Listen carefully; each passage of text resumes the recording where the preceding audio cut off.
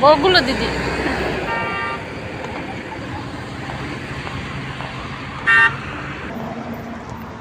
روز بخیر دوستانی عزیز، امیدوارم که همتون صحت سلامت هستید. ما شکرانه خدا سازی خوبه.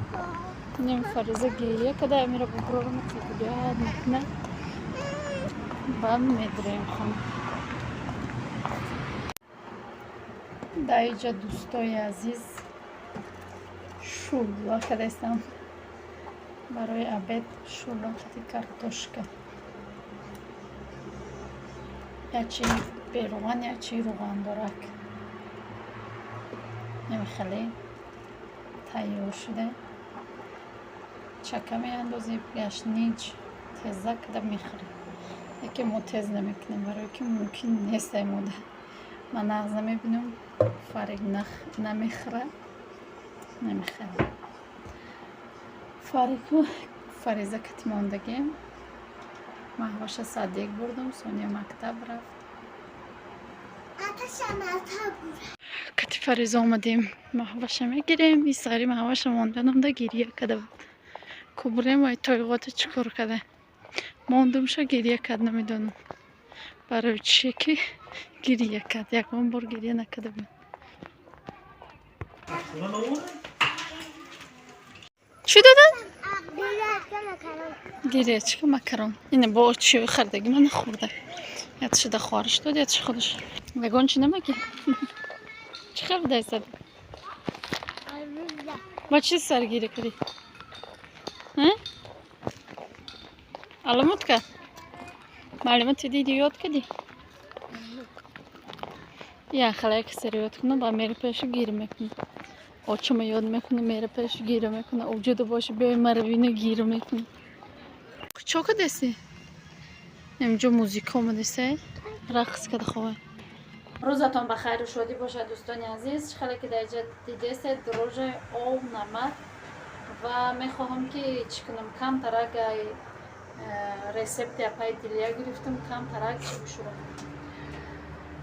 چیگالدک که میبینیم که چی خیلی میویه یاد گرفتم یا که نه شما با اومیتید برای که ما یه بار پختم افتید نمیشه بعد یه بار دیگه در اوچم پختک خواهرم کردک اوچم پختک من اکی دفعه خودم میکنم که چی خیلی میویه میتونم یا که نه شما فقط که بخوابتید و خیلی میندار هستم که ما را دستگیری میکنید در کامنتاری گپای خوب مینویسید ای همه میندارم یک دو هم گفتن که شما را دیدیم نگیم پیشتون نامدیم ما را پیش دیدیم پیشم نامدیم دخترک هایی که ما را تماشا میکنن همین دوشنبه ایوان میندارم که حرمت میکنن ویدیو منو تماشا میکنن میخواد دوستای عزیز یگان سوالاتون باشه مرحمت کرده بنویسید یکم یارا میکنیم بعد چی میکنیم زلینوشو میاندازیم نمیخواد قریب تیار شده کم ترک روغن میکنیم خوش رو یک جایه میکنیم اما یه بولوش کم ترک برای نچسبیدنش خوش رو یک جایه میکنم شه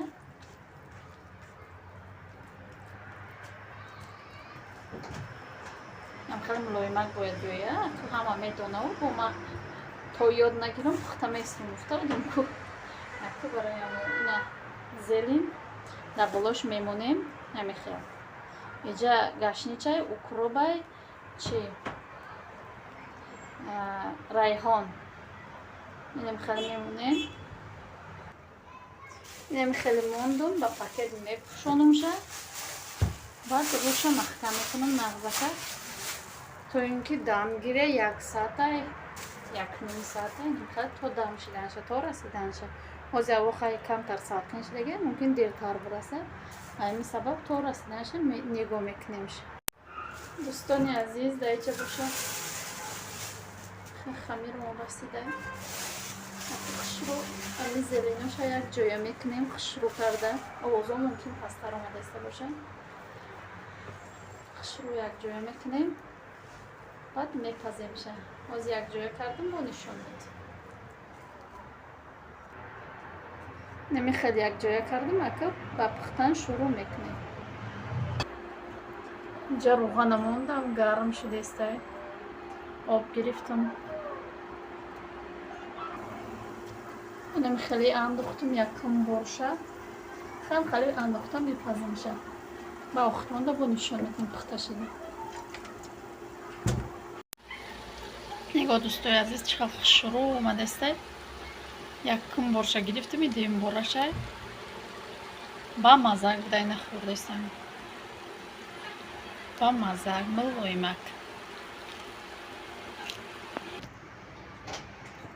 دوستان عزیز نمی خیلی یک طبق کلام بگم پختم. موندگیش نه خیلی پختم. نه خیلی یک 5-6 تا همسایه در روی کدم. نمی خیلی پختیم در مکان. نه یوش خیلی کم ترخیمته. ملویمک با مزه. قبوی ریحان کده است. ریحان دخته گردم کویک. بانچه. سرخه کنه. گویی گپای اوچه با وقتی سفیدک میتوه.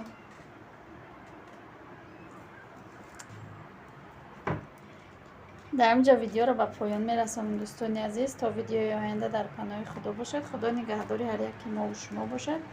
بها بتیده چه خیلی آمد چه خیلی نامدن شد. حتما که بها بتید نمیخواد خوراک روزایی